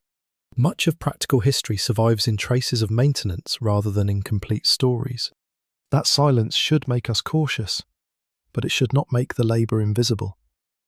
Every worn edge shows that an object was used. Every patch shows that replacement was not always the first answer. Every repaired fastening suggests a decision to preserve function and continue travelling. The bivouac was maintained through these small refusals to let damage choose the next day's route. By dawn, the shelter might look almost unchanged. Snow had gathered differently around its base. The fire was lower. Clothing had shifted from one drying place to another. A line now held where it had loosened during the night. The visible calm concealed a series of corrections. Those corrections became more complicated as new trade materials entered Innu camps. Canvas, metal stoves, axes, rifles, manufactured needles, and other goods could make certain tasks easier or more efficient. They also introduced new weights, new repair needs, and new forms of dependence. The old system did not simply disappear beneath modern equipment. It absorbed each object, tested it against the land, and discovered which problems the new tool solved and which problems it quietly created. The first test of any new object was not whether it looked impressive at the trading post. It was whether it still worked after snow, smoke, repeated packing, and cold hands. A manufactured tool entered a system that already knew what it needed. The land became the judge. An axe that cut fuel quickly earned its weight. A covering that could be repaired and packed earned space on the toboggan. Anything fragile, awkward, or dependent on supplies that could not be replaced carried a hidden cost. Canvas became one of the most visible changes. Earlier Innu shelters could use caribou skins or bark, while trade brought woven coverings that increasingly appeared in camps. Canvas could create a broad wind barrier without requiring the same preparation as a complete skin covering, but it was not a perfect wall. It could become damp, stiffen in cold, tear near stressed points, and admit wind where the lower edge was poorly secured. Sparks remained dangerous. A useful canvas tent still depended on poles, lines, snow packing, entrance placement, and the judgment of the people raising it. Its arrival did not erase hide technology. Skins remained valuable for clothing, bedding, floor insulation, and other uses because their properties answered needs that woven cloth did not answer in the same way. Materials overlapped.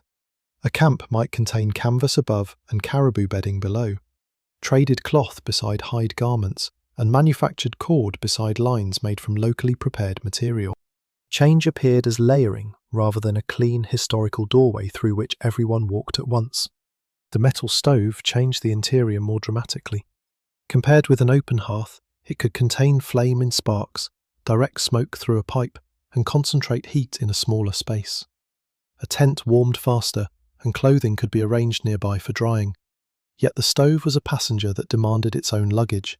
The metal body, pipe sections, and fittings had to travel. The pipe had to be set securely. Fuel needed to fit the opening. A damaged joint, missing part, or poor draft could reduce the advantage quickly. A stove also altered the kind of fuel work required. An open fire could accept branches of uneven shapes within the limits of the shelter. A small stove favoured wood cut to manageable lengths. The axe therefore became tied to the stove in a practical partnership. Steel axes had enormous value for cutting poles, preparing fuel, opening frozen wood, and performing camp construction. They saved labour when sharp and sound. A loose head or damaged handle, however, could interrupt the entire heating system. The tool that helped make warmth also required maintenance beside that warmth. Steel knives and manufactured needles worked through the same chain. A reliable blade helped with meat processing, shaping wood, cutting lines, and countless repairs. Needles could make some sewing faster or easier, though hidework and clothing construction still required knowledge that no imported object contained. A needle did not decide where the seam belonged. A knife did not know which part of a hide suited a particular use. Manufactured efficiency remained dependent on Innu skill. Metal kettles and cooking vessels changed daily heat as quietly as any object in camp. They could boil meat, melt snow, prepare tea, and hold liquids over a stove or hearth. Yet a kettle introduced another item that could dent or lose a handle. It also encouraged uses that consumed fuel.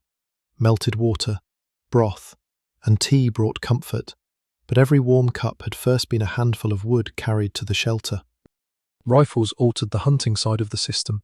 They could allow a hunter to take caribou from farther away than earlier weapons permitted, and could change the balance between approach, range, and opportunity. But the rifle did not free the hunter from wind, tracks, herd movement, or cold. It added ammunition, cleaning, mechanical condition, and access to trade. Powder and shot in earlier firearms, and cartridges in later ones, had to be obtained. A damaged weapon could not always be recreated from the materials around camp. This dependence mattered most when supplies were uncertain. A locally made object might demand great labour, but its materials and repair knowledge were embedded in the community and country.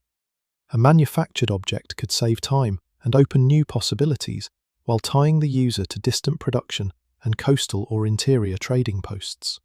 The bargain was rarely simple. Ammunition vanished each time it was used. Canvas could be patched, but replacement still came through commerce. A stove could transform winter shelter, yet one missing pipe section could turn it into an unusually heavy box. Trade also influenced what had to be hunted and carried for exchange. Furs entered commercial relationships in which manufactured goods were obtained through traders, posts, and systems of credit or obligation. These relationships differed by time and place, and northern Innu life should not be reduced to a single story of dependency beginning on one date. Still, the camp gradually contained more objects whose supply routes extended beyond Nitassinan. The warmth inside the tent became connected to ships, posts, merchants, prices, and decisions made far from the hunting ground. The new goods could reduce one kind of labour while increasing another. A steel axe cut wood more efficiently, allowing fuel to be prepared sooner.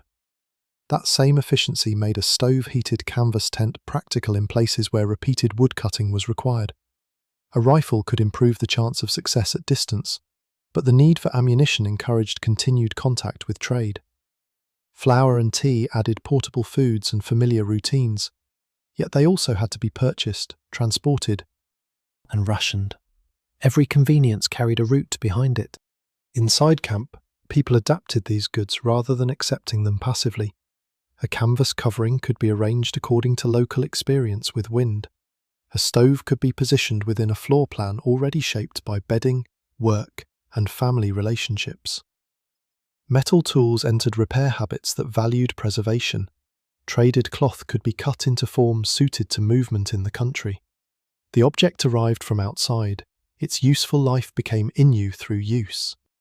This is why the history cannot be told as a march from primitive equipment to better equipment. Skin, bark, canvas, open fire, stove, bow, rifle, bone, steel, local food, and traded food belonged to different moments and often coexisted. Each solved particular problems. Each failed in particular ways. The most effective camp was not necessarily the one containing the newest objects. It was the one whose people understood what every object could and could not do. On a cold morning, that understanding became visible in the order of departure. The stovepipe was cooled and packed if the camp was moving. Canvas was shaken free of snow and folded. The axe was secured where it could be reached without cutting other gear. Ammunition remained dry. Kettle, bedding, hides, food, and repair materials returned to the toboggan. Nothing looked especially revolutionary once it was tied into the load. Modern goods had become part of an old discipline of weight, sequence, and readiness. The hunter setting out carried a warmer shelter behind him and a more powerful weapon in his hands. Yet his stillness still depended on the same foundations: dry clothing, controlled effort, favourable wind, enough food, and a route back to camp. Trade had extended the system, not replaced it. It also opened the system to forces the camp could not control, because the supply of tools and food now depended increasingly on posts, institutions, and settlements that would soon begin changing not merely what the Innu carried, but where and how they were permitted to live. The forces behind those changes did not arrive as one single order. They gathered around the camp gradually: a trading post that made ammunition and flour available, a mission that encouraged families to remain nearby, officials who preferred people to be counted in one place, schools and medical services organised around settlements, and government relief that was easier to distribute along the coast than across the interior. Each institution had its own purpose. Together, they began pulling the rhythm of life away from the roots on which Innu knowledge had been formed. For the Mushuau Innu, Davis Inlet became increasingly important during the 20th century as a coastal gathering place associated with trade, missions, and access to other resources when caribou were scarce. Families still travelled inland, especially for caribou hunting, but the balance between seasonal gathering and year-round residence changed under outside pressure. Officials often interpreted permanent houses as improvement and mobility as a problem to be corrected. From inside Innu life, the same movement across Nitassinan could remain practical, social, and necessary. The disagreement was larger than a choice between a tent and a house. A mobile camp placed people close to hunting grounds, fuel, known routes, and the materials needed for clothing and shelter. A settlement concentrated access to stores, churches, government services, and later schooling. Remaining near one offered certain goods and assistance. Remaining too long could increase the distance between families and the country that supplied meat, hides, knowledge, and independence. The thermal system we have followed was therefore also a political system, because control over movement affected access to warmth. In 1948, the Newfoundland government moved Mushuau Innu families from the Davis Inlet area to Nutak, farther north on the Labrador coast, without meaningful consultation. Promises of better conditions did not make the new location suitable. Within roughly 2 years, the Innu returned south, travelling through Labrador to re-establish themselves near Davis Inlet. The return is important because it reveals agency where official records might otherwise show only relocation. People assessed what had been arranged for them and refused to remain inside an unsuccessful plan. Outside authorities continued to favour settlement. In 1967, Mushuau Innu families were moved into a year-round community on Inuit Island at Davis Inlet, known to the Innu as Uchimasit. Houses, store-bought fuel, wage work, schooling, and administrative services changed daily routines. Inland hunting did not vanish, and neither did Innu knowledge. Yet time spent in permanent settlement could interrupt the repeated practice through which children learned routes, weather, camp construction, animal behaviour, and the maintenance of clothing in actual conditions. A house also changed the meaning of heat. In a tent, everyone could see the relationship between fuel, smoke, bedding, wind, and the labour needed to maintain them. A permanent house hid some of those connections inside walls, chimneys, purchased fuel, and unfamiliar construction. That could offer real protection and convenience when systems worked.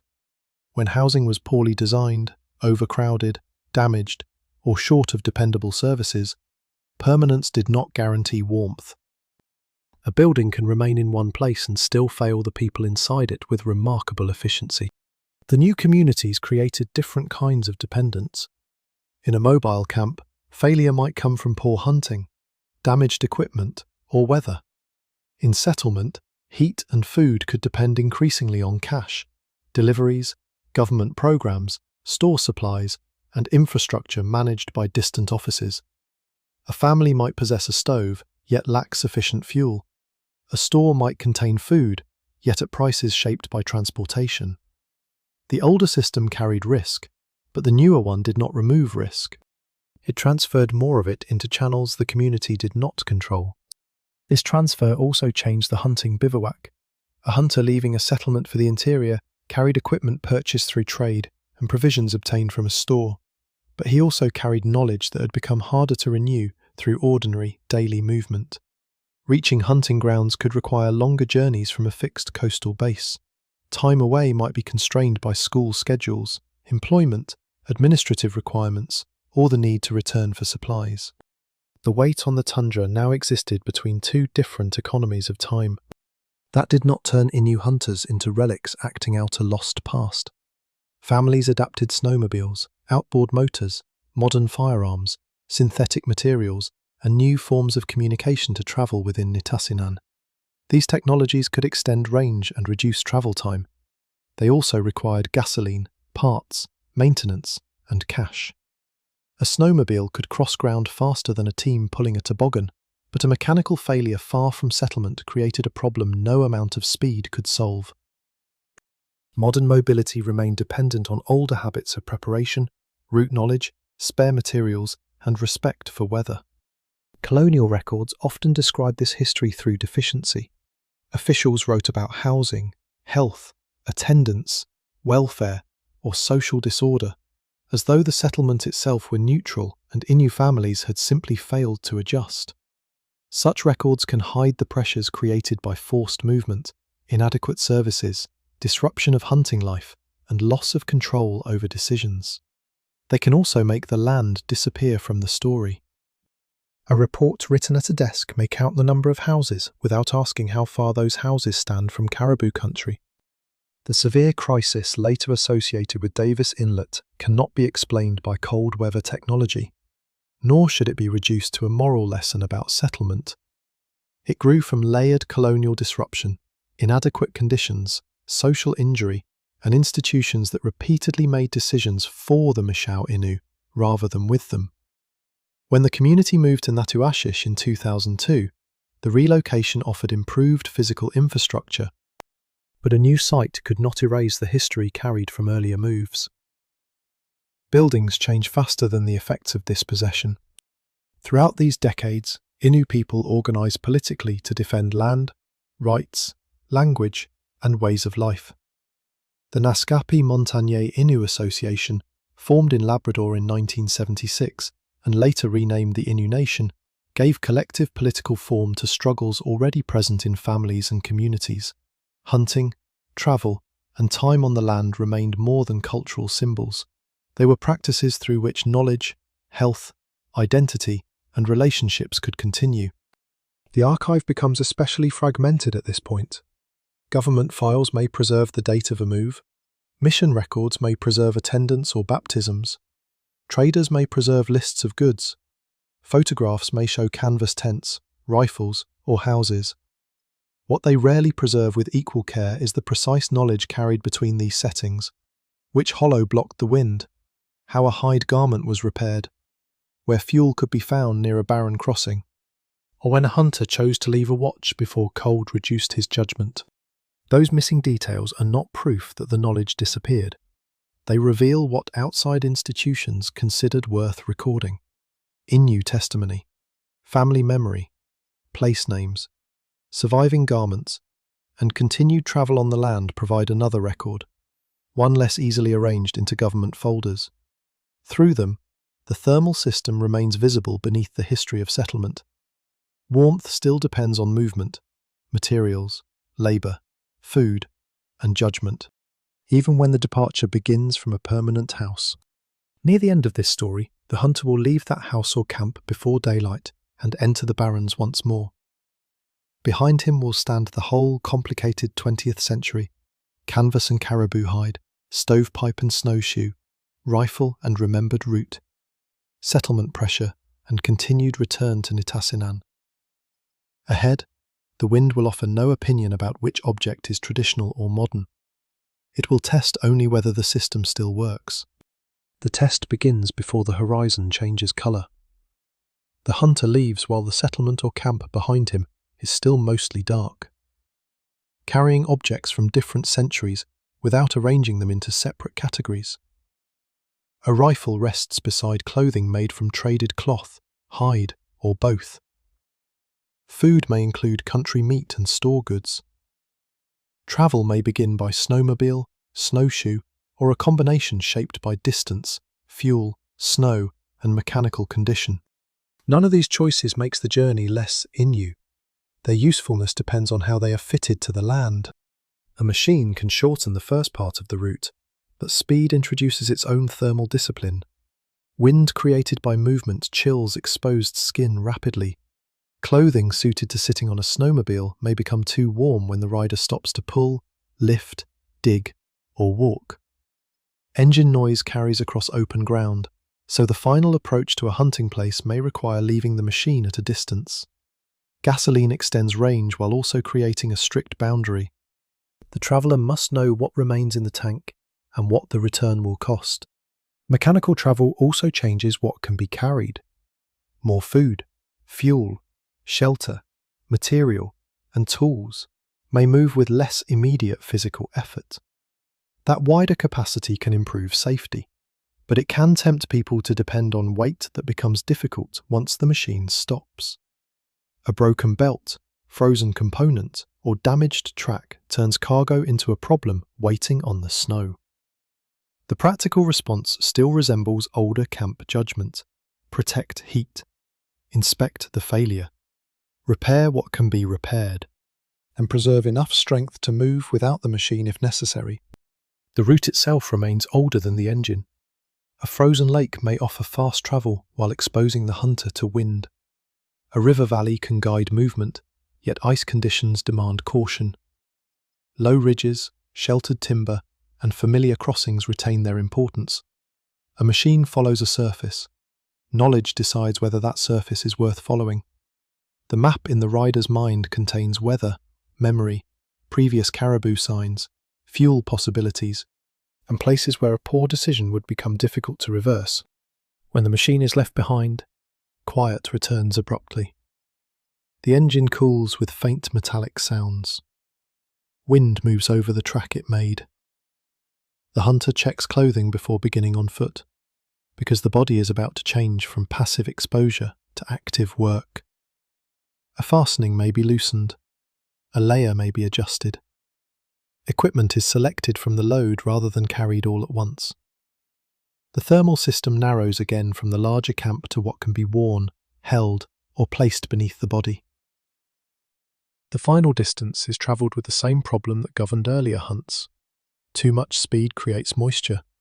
Too little movement allows cold to gather before the waiting place is reached. The hunter watches the land while also watching himself. Breathing, wind, footing, and the warmth inside the clothing become connected signals. Experience lies in making small changes before discomfort becomes an emergency large enough to demand obvious movement. At the chosen position, no object works alone. A modern outer layer may reduce wind, but insulation still depends on trapped air and dryness. A foam pad, folded hide, spare garment, or other carried material may separate the body from snow, depending on the hunter and period. A thermos may provide a warm drink, while food supports heat from within. The rifle offers range, but the wind still decides where scent travels. The arrangement is contemporary and historical at once, not because time has stopped, but because the same physical pressures remain. This continuity should not be mistaken for an untouched tradition preserved outside history. Innu hunting life has changed through trade, settlement, wage work, schooling, regulation, environmental disturbance, and new technologies. Families differ in equipment, opportunity, experience, and time spent on the land. Some knowledge has been interrupted, other knowledge has been renewed deliberately through travel, teaching, and repeated use. The important point is not that every detail remained unchanged, it is that Innu people continued making choices within Nitassinan, rather than becoming passive characters in someone else's account of modernization. A young person travelling with an experienced hunter may learn through small corrections. Do not leave that fastening open once the pace slows. Keep snow from melting into the mitt. Place the machine where drifting snow will not bury an important part. Notice what the wind is doing beyond the nearest ridge. Eat before hunger becomes distraction. Such lessons may be spoken, demonstrated, or understood through participation. Their value appears later, when nobody has time for a long explanation. The bivouac carries these lessons in compressed form. Its shelter may be a small modern tent, a windbreak, an emergency camp, or simply a protected waiting place. The exact design varies too widely to describe as one standard Innu arrangement, yet the governing questions remain recognizable. Where is the wind weakest? What lies beneath the body? What fuel is available? Which clothing is damp? How far is the return? What must remain quiet? A technology proves itself by helping answer those questions without creating a worse one. Even the idea of emergency deserves care. Outsiders may call any winter halt in remote country a survival situation. For people accustomed to travel there, many cold bivouacs were planned parts of movement rather than dramatic accidents. They could be uncomfortable, demanding, and dangerous without being unexpected. The difference lay in preparation and judgment. An emergency began when ordinary margins disappeared. Injury, mechanical failure, lost equipment, severe weather, insufficient fuel, or several smaller problems arriving together. The hunter's calm should therefore not be romanticized as fearlessness. Cold remains cold. Machines fail. Caribou may not appear. A route that was safe before can change. Confidence comes from recognizing limits, not pretending they do not exist. The decision to turn back, build shelter, wait for visibility, or abandon a hunt can preserve more knowledge than a reckless success ever demonstrates. As dawn approaches, light begins separating the land into usable shapes. A ridge that was only darkness gains an edge. Wind-driven snow becomes visible near the surface. Tracks appear where flat whiteness had seemed unmarked. The hunter reads these details without needing them to form a grand lesson. Each one changes what can happen during the coming hour. Behind him, the machine or camp holds stored possibilities. Fuel, food, tools, bedding, people expecting his return. Around him, clothing and a small insulated seat hold the warmth available now. Ahead, caribou country opens without promising caribou. The hunter settles and lets the body become quiet before the light becomes strong enough to reveal him clearly. This is the last full weight of the story. Nothing spectacular has happened yet. The achievement lies in how little needs to happen inside the body. Moisture has been limited. The ground has been separated from the skin. Food has been carried. The return route remains possible. Every correction made since the first halt has gathered into this one position. Soon the horizon will brighten enough for distance to become clear, and the hunter will have to decide whether to remain, move, or return. The final meaning of the bivouac rests in that decision, because the small reserve of warmth was never meant to be hoarded forever. It was preserved so that, when the land required movement again, the hunter would still be capable of making it well. That moment arrives when the light becomes strong enough to show movement across the far ground. The hunter has been still long enough for cold to begin pressing through the points where his clothing is compressed. His feet remain usable. His hands remain controlled. The small layer beneath him has slowed the snow's pull. Nothing feels comfortable in the ordinary sense, but comfort was never the measure. The measure is whether the body can still obey a careful decision. A dark shape may appear beyond the ridge and become caribou only after several quiet minutes. It may remain too far away. The wind may continue in the hunter's favour, or turn almost imperceptibly until the route ahead is no longer safe. The animals may approach, pause, or pass across another slope. No single ending belongs to every hunt. Sometimes the hunter fires. Sometimes he waits and sees nothing. Sometimes the most skilled act is allowing an uncertain opportunity to move away.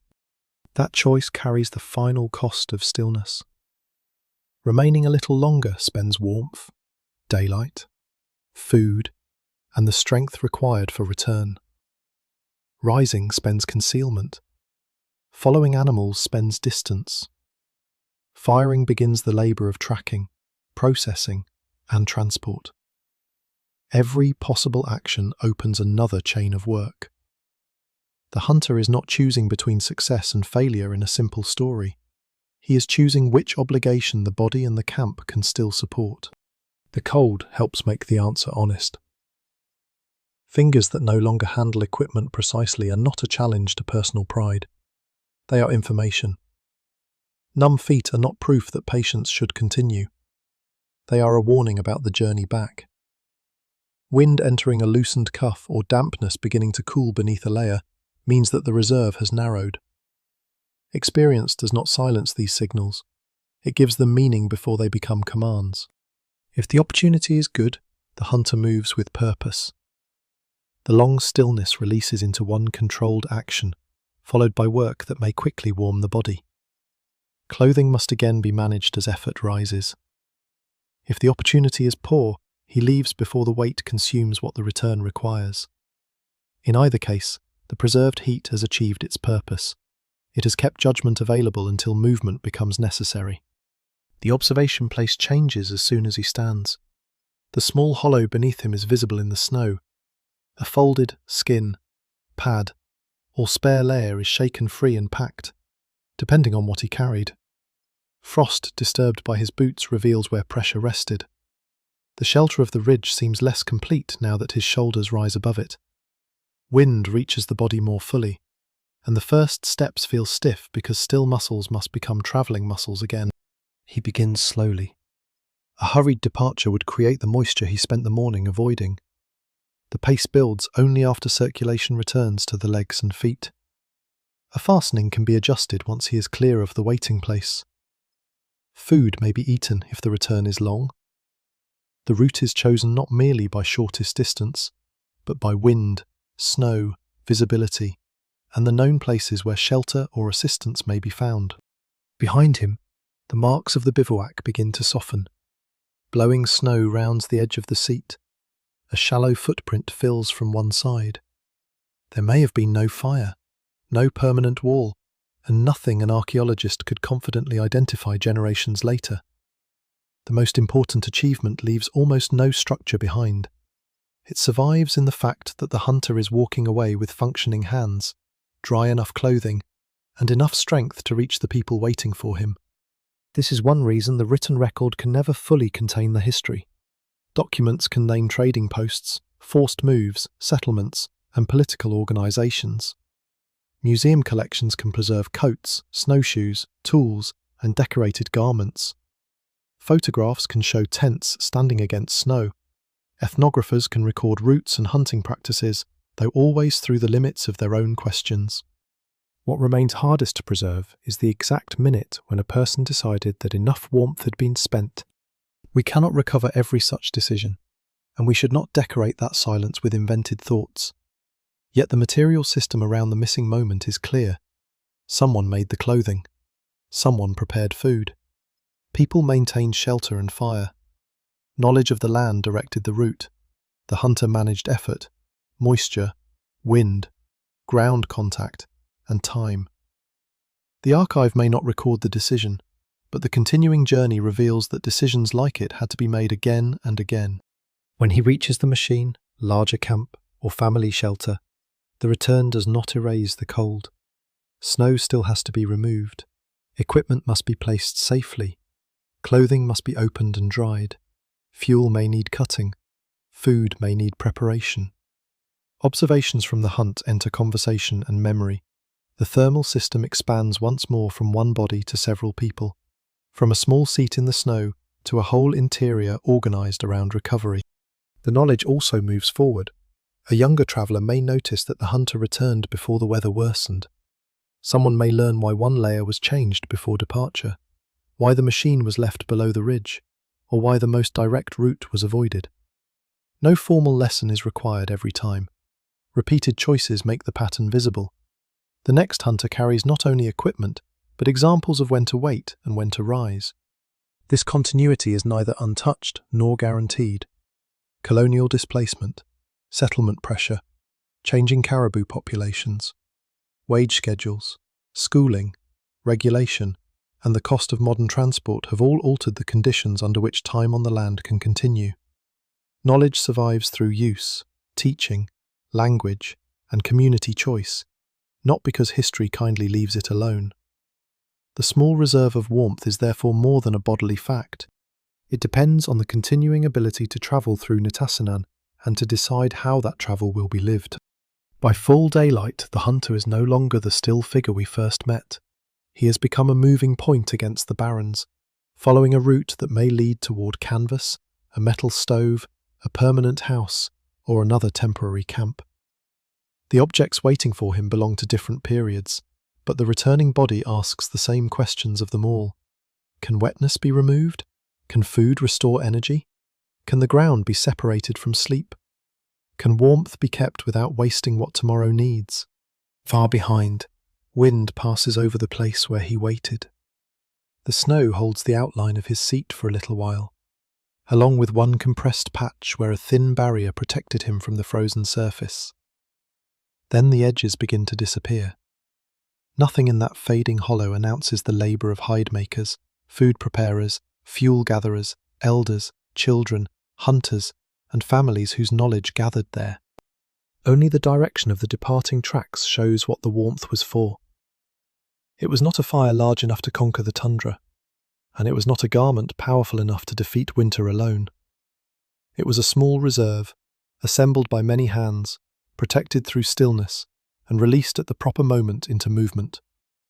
The wind covers the seat behind him, while the hunter carries the remaining heat home.